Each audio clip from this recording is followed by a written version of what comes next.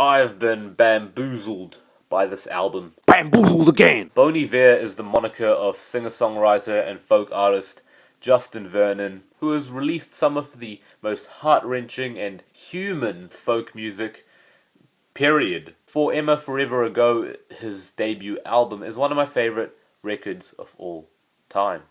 And even when he brought in the more ambitious orchestral sections on his self-titled follow-up record, that still ended up sounding pretty nice as well. It's just that this new album, 22 A Million, is completely off the wall. Where do I even begin? Surely not from the beginning, because that was a tricky listen.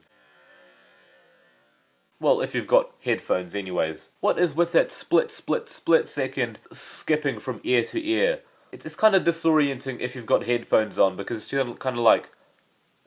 It's really hard to describe. Just put headphones on and listen to the song 22 Over Soon. It might be over soon, too. You know, maybe on speakers it'd be better because the vocal harmonies are still really pretty. I will, sort of in the calm zone, Other calm moments include most of the second half of the album, but one I really need to talk about, and one that kind of definitely got people confused, was the track 75 Creek, which features Justin's auto-tuned, harmonized vocals against nothing, basically. Bon Iver is putting on this Imogen Heap, hide-and-seek sort of performance. Be a Russian kissing on a night, second to last. Finding both your hands if second sun came past the glass. There are certainly moments on this album where the attempts to be different from before kind of come across as a little bit obnoxious, but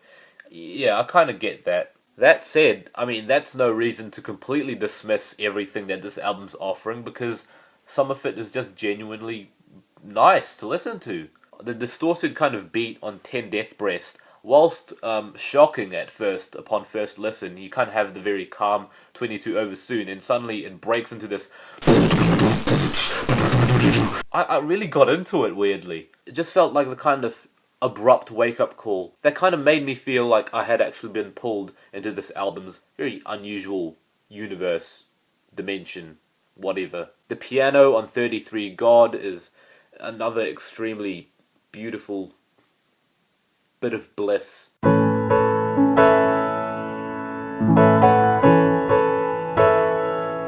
Though the eclectic sampling on both 33 God and 10 Death Breast, I think there's a Stevie Nicks sample there, a Paolo Nutini sample as well as the auto-tuney sort of effects, make me think that Bon Iver has secretly been carrying second-hand Kanye in his backpack. Or maybe he has had that sort of influence since his sophomore release, because he has been on tracks with Francis and the Lights, as well as been on some James Blake tracks as well. I just feel like this album is definitely where he really let all of that influence just spill out all over the...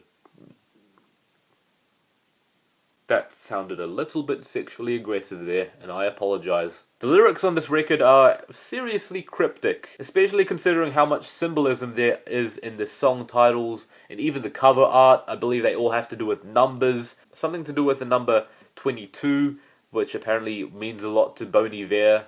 Apparently it's his lucky number or something. But it is hard to dig deep into the lyrics when there's so little background behind this sudden change in this suddenness. But what I get when I read as best as I can into these lyrics are a lot of religious themes, perhaps agnosticism or faith or doubt in a higher power of sorts. I feel like with track titles like 33 God or 666 Downwards Arrow, there must at least be a message that Bon Iver is trying to deliver pertaining to religion. And I also find it very intriguing that despite how much of a ruckus this album makes, as well as how oblique the lyrics are, beyond all the pretension, look at me, I'm doing a music review channel telling people my opinion as if it makes a huge significant difference, and I'm saying I do not like pretension. Anyways, beyond all the layers of oddness that this album puts forward, there is a genuine serenity behind it. And I know that sounds weird, but there is some sort of human quality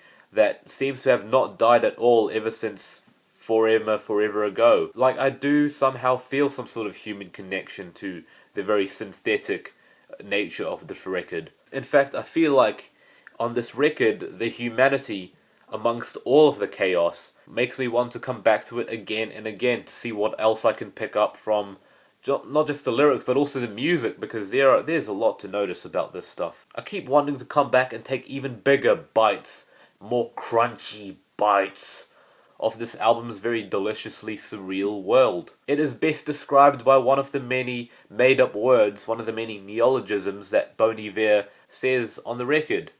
Fuckified. Even though the album is only 36 minutes long, it is a relatively dense record. And weirdly enough, I find it to be genuinely interesting. I know it's leaving a lot of fans of Bon Iver, especially the fans of his older stuff, kind of confused, but, you know, I think it's genuinely great. Giving this a risky 8 out of 10.